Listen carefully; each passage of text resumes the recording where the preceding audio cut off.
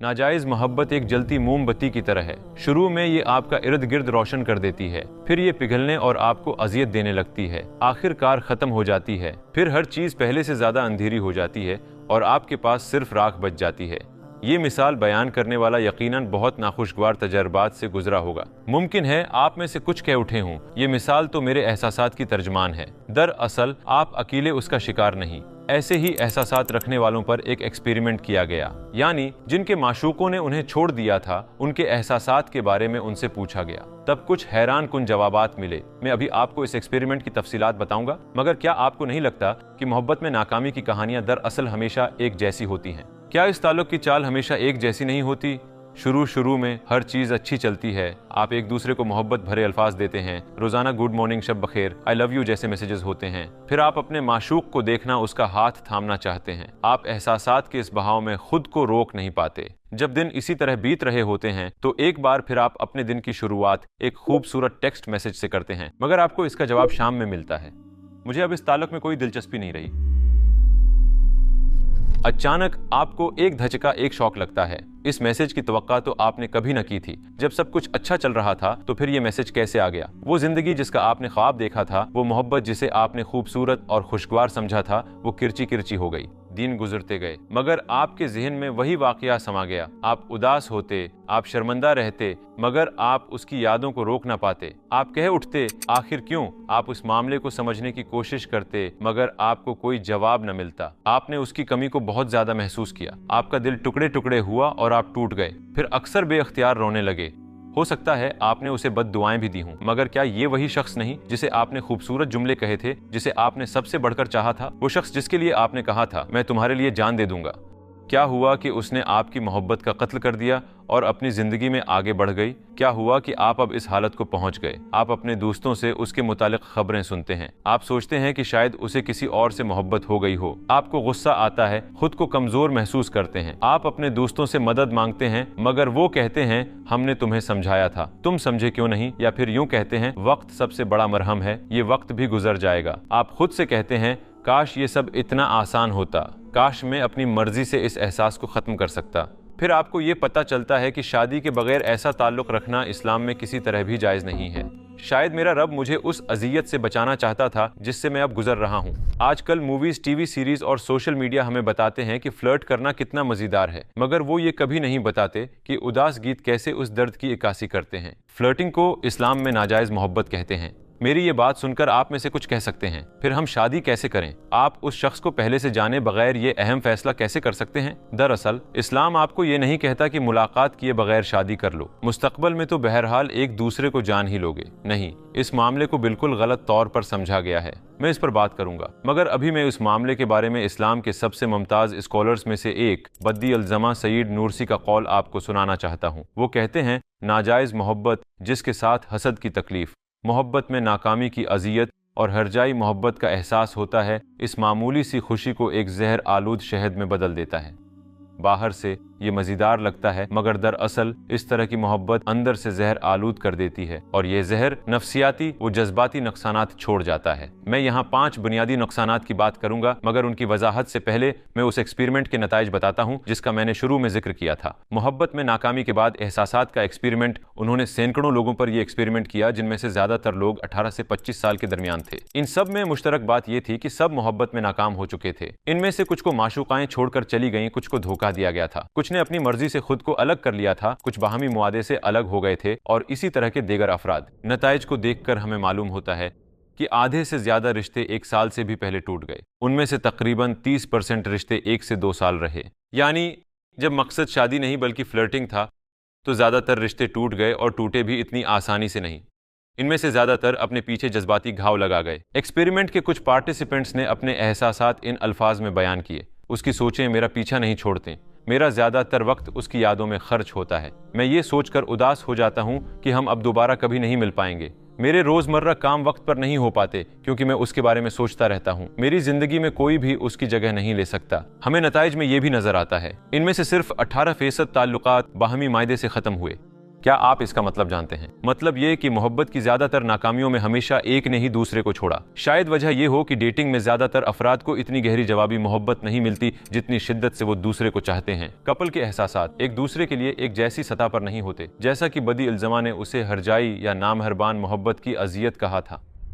आइए अब फ्लर्टिंग के बायस होने वाले 5 बुनियादी नफ्सियाती नुकसानात पर बात करते हैं। जहर आलूद शहद की मिसाल याद है ना? जब शहद का जायका चला जाता है तो सिर्फ जहर की अजियत बाकी रह जाती है।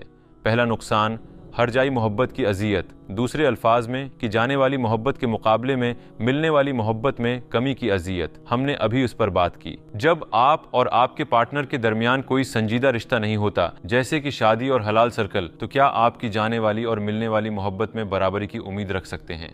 मेरा नहीं ख्याल। उसने इस हवाले से आपसे कोई वादे नहीं किए थे। अगर वो करती तब भी एक हराम रिश्ते में वो वादा कितना मुखलिस होता।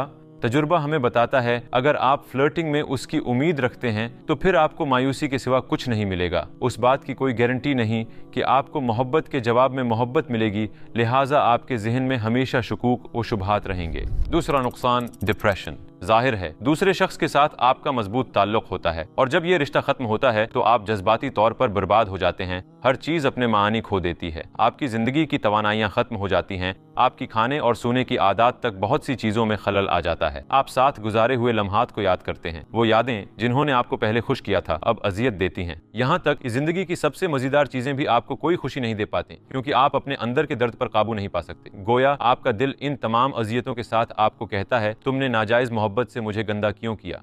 तुमने दिल के असल मालिक यानी अल्लाह के बजाय किसी ऐसे को अपना दिल क्यों दिया जिसकी इजाजत अल्लाह ने नहीं दी थी? और अब वो तुम्हें इस तरह सजा दे रहा है। मगर ये न भूलो, ये सजा एक दिन यकीनन खत्म हो जाएगी। अगर तुम सबक सीख लो तो तौबा के दरवाजे पूरी तरह खुले हैं। अगर तुम तौबा कर लो तो दर्द का ये एहसास इस बात की अलामत होगा कि तुम्हारा दिल अच्छा हो रहा है। सजा खत्म हो जाएगी और पीछे एक साफ और पाक दिल रह जाएगा। अपने इर्द गिर्द सूरज की शुआओं को ढूंढने के बजाय तुम अपना चेहरा बराह रास्त सूरज की तरफ कर लो, तुम्हारा दिल दोबारा जिंदगी की तरफ लौट आएगा। तीसरा नुकसान तन्हाई।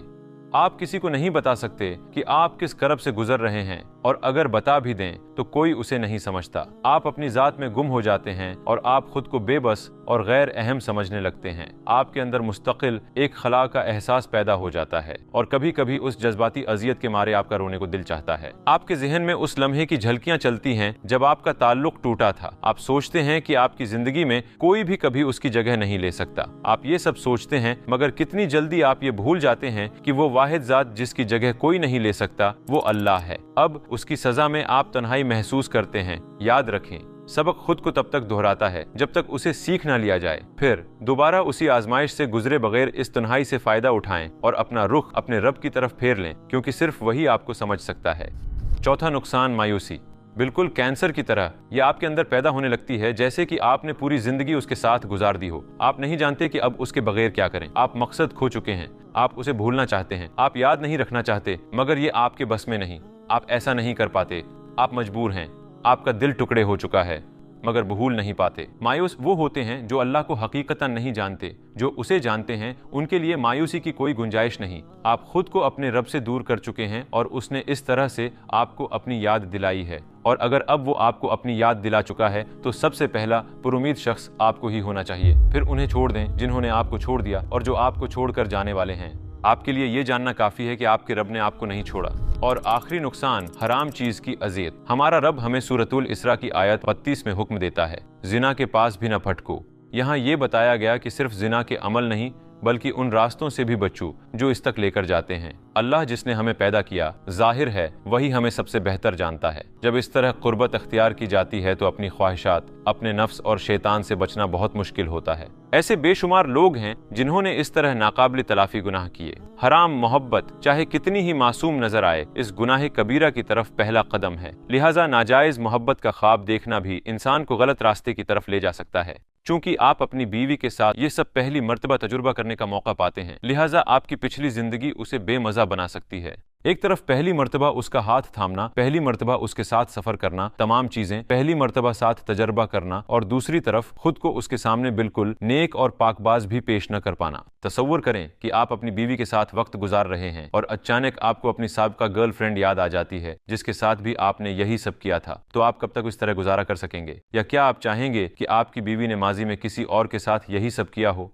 हमारा रब सूरह नूर की आयत 26 में फरमाता है, पाकबाज औरतें पाकबाज मर्दों के लायक हैं और पाकबाज मर्द पाकबाज औरतों के लायक। भाइयों और बहनों, याद रखो कि आपका आज का इंतखाब मुस्तकबल में आपके शरीकी हयात की पाकबाजी का तयन करेगा। लिहाजा इस्लाम हमें हलाल मोहब्बत और उसे पाने का तरीका बताता है ताकि हम अजियत न सहें। मसलन इस्लाम चाहता है कि आप अपनी बीवी से मोहब्बत करें और उसे अपने पास एक अमानत समझें जो कि जन्नत में भी आपकी हमेशा की बीवी होगी और जो दुनिया में आपके ईमान की हिफाजत करती है। अल्लाह के लिए एक दूसरे से मोहब्बत करने वाले कपल की नीयत अल्लाह की रजा हासिल करना होती है। मौत भी इस रिश्ते को ख़त्म नहीं कर सकती। दोनों को मौत तक और जन्नत में एक दूसरे का साथी समझना चाहिए। नाजायज़ मोहब्बत और हलाल मोहब्बत में फ़र्क दोनों जहानों में जन्नत और जहन्नम की तरह है। अब उस सवाल का जवाब देने का वक्त है जिसका आपको बहुत तजस्सुस होगा। इस्लाम ने जिस शादी का कहा है उसमें हम दूसरे फर्द को कैसे जान सकते हैं? हम कैसे शादी कर सकते हैं? फ्लर्टिंग के बगैर क्या वाकई किसी को जानना मुमकिन है? क्या उसमें खतरा नहीं है? मुझे उस मामले की वजाहत करने दें। इस्लाम ये नहीं कहता कि आप शादी के बाद ही एक दूसरे को जान सकते हैं। शादी से पहले भी एक दूसरे को जानने का वक्त होता है, मगर इस्लाम दरअसल उस मामले में संजीदगी लाता है और दोनों खानदानों को इस अमल में शामिल करता है। अजियत और गलतियों से बचने के लिए एहतियात करनी पड़ती है। मर्द और औरतें इस तरह से मिलते हैं कि वो तन्हा नहीं होते, वो एक दूसरे से सवालात करते हैं, उन्हें एक दूसरे को अच्छी तरह जानने का मौका दिया जाता है, उनकी निगाहों में एक दूसरे के लिए कशिश होती है। फिर ये मुलाकातें कुछ अरसा जारी रहती हैं, सवालात पूछे जाते हैं, एक दूसरे के जहनों को समझा जाता है, निगाहों के रास्ते उनके दिल एक दूसरे की जानिब खींच रहे होते हैं, यहाँ तक कि ये मामला मुकम्मल हो जाता है या वो लोग मजीद मुलाकातें न करने का फैसला कर लेते हैं। फ्लर्टिंग में लोग अमूमन सिर्फ मजा लेना चाहते हैं, मगर शादी उस चीज का नाम नहीं है।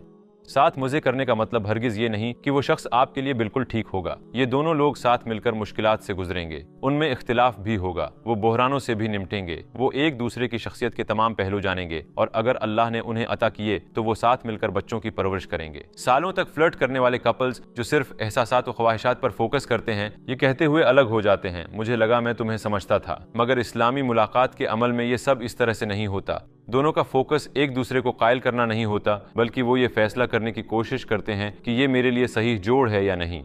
यहाँ मकसद ये जानने की कोशिश होता है कि सामने वाले फर्द में कौन सी मुस्बत और मनफी खुसूसियात हैं। उनके दोस्तों और फैमिली से उनके उन तमाम पहलुओं के बारे में जाना जाता है कि जिनके साथ आप गुजारा कर सकते या नहीं। शादी के लिए उनकी तौक़ुआत को और उन चीज़ों को समझा जाता है जो वो शादीशुदा जिंदगी में नहीं चाहते। दूसरे अल्फाज में ये जाना जाता है कि शुरू से ही आपको किस किस्म के फर्द से वास्ता पड़ेगा ताकि आप दोनों मजबूत बुनियाद पर अपना रिश्ता कायम कर सकें। हम इंसान कमज़ोर हैं, खता के पुतले हैं, हम परफेक्ट नहीं हैं, मगर परफेक्ट न होने के बावजूद हम परफेक्ट मोहब्बत के पीछे भागते हैं और हम ऐसे शख्स की तलाश उस अल्लाह के बताए हुए तरीके पर नहीं करते जो हमारे दिल और हमारी ज़रूरियात को सबसे बेहतर जानता है, बल्कि हम अपने तरीके के मुताबिक करना चाहते हैं। बद्दील ज़मा सईद नुरसी ने एक मिसाल बयान की है। हमारी सूरत हाल बिल्कुल ऐसी है। वो कहते हैं, हम बहरी जहाज पर सवार हुए और हमारे हाथों में कुछ वजनी चीजें हैं। उमूमन हम ये करते हैं कि सफर के दौरान अपना वजन डेक पर रख देते हैं, मगर हमने ऐसा नहीं किया। सफर के इख्तिताम तक हम कहते रहे, नहीं, मैं अपना वजन खुद उठाऊंगा। दूसरे अल्फाज में, ना समझी में, हम दरअसल ये कह रहे होते हैं कि हमें जहाज के मालिक पर भरोसा नहीं है। बिल्कुल इसी तरह शादी के मामले में भी जब हम खुद को अल्लाह के हवाले नहीं करते तो मतलब ये होता है कि हमें उस पर भरोसा नहीं। वो हमें हमसे बेहतर जानता है, वो हमारी हर ज़रूरत को पूरा करने के काबिल है। हर चीज़ उसकी कुदरत में है, हमारी नहीं। वो हमें हमसे बेहतर जानता है, वो हमारी हर ज़रूरत को पूरा करने के काबिल है। हर चीज़ उसकी कुदरत में है, हमारी नहीं। वो हमारे लिए बेहतरीन और मुनासिब तरीन चीज़ जानता है, हम नहीं जानते। फिर उसका हुक्म मानने से ज़्यादा अक्लमंदी क्या हो सकती है? अगर हम दुआ करें और वो हमें एक खुशगवार शादीशुदा जिंदगी देना चाहे तो कौन उसे रोक सकता है? जिस सूरत हाल से भी हमारा वास्ता पड़ता है वो दरअसल एक पैगाम होता है, एक खत होता है जो हमें अल्लाह के बारे में बताता है। शादी भी एक आजमाइश और खत है ताकि हम अल्लाह को जान जाएं। अहम बात यह है कि हर सूरत हाल के पीछे उसके मानी को अच्छी तरह समझा जाए। आइए इस सवाल के साथ वीडियो का इख्तिताम करते हैं। अगर अल्लाह ही खुशी का पैदा करने वाला है तो फिर शादी में खुशी को पाने के लिए क्या हमें अपने शरीकी हयात की तलाश उसी के बताए हुए उसूल के मुताबिक नहीं करनी चाहिए? अल्लाह हम सबको खुशगवार शादीशुदा जिंदगियां अता करे। आमीन।